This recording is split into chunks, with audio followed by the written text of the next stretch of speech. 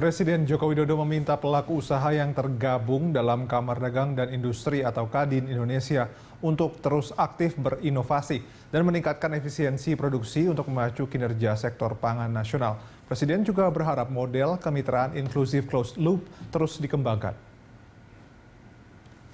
Dalam pembukaan Jakarta Food Security Summit kelima, Presiden Joko Widodo memastikan bahwa pemerintah siap terus mendukung berbagai inisiatif kolaboratif seperti inklusif closed loop yang melibatkan petani, koperasi, perbankan, hingga off-taker.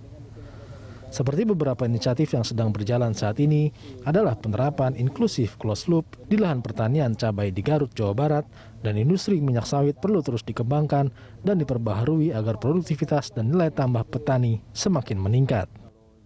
Pemerintah berharap model bisnis kolaboratif yang inklusif ini dapat mendukung sektor pangan sebagai kekuatan ekonomi baru. Tak hanya itu, closed loop juga selayaknya dapat membuka lebih banyak lapangan kerja yang menjadi sumber kesejahteraan seluruh masyarakat Indonesia.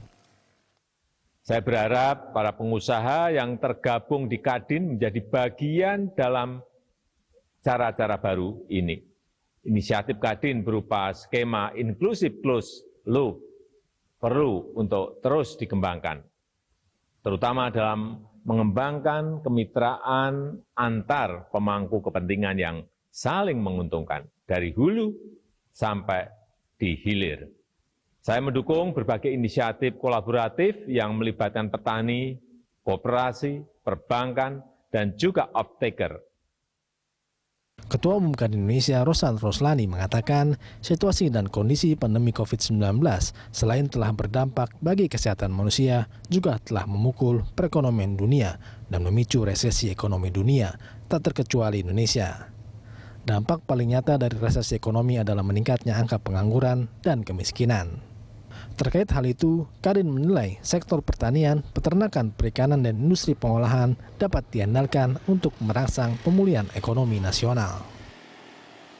Jika sektor agroindustri tanaman pangan termasuk peternakan dan perikanan dapat dikelola secara terintegrasi, mulai dari hulu, on-farm, sampai hilir, maka akan dapat memberikan sumbangan kepada pembangunan ekonomi nasional, terutama dalam penyediaan pangan sebagai negara agraris dan negara maritim. Sektor pertanian dalam arti luas termasuk pertanian tanaman pangan, perkebunan, peternakan, perikanan, dan kehutanan merupakan sumber pendapatan sekaligus sumber mata pencaharian bagi sebagian besar penduduk Indonesia.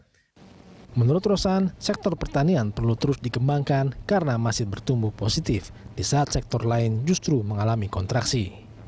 Kebijakan dan kemitraan yang berpihak kepada sektor pertanian, peternakan, perikanan, dan industri pengolahan yang mendukung ketahanan pangan sekaligus meningkatkan kesejahteraan petani, peternak, dan juga nelayan perlu terus didorong. Widya Anggita, Berita 1, Jakarta.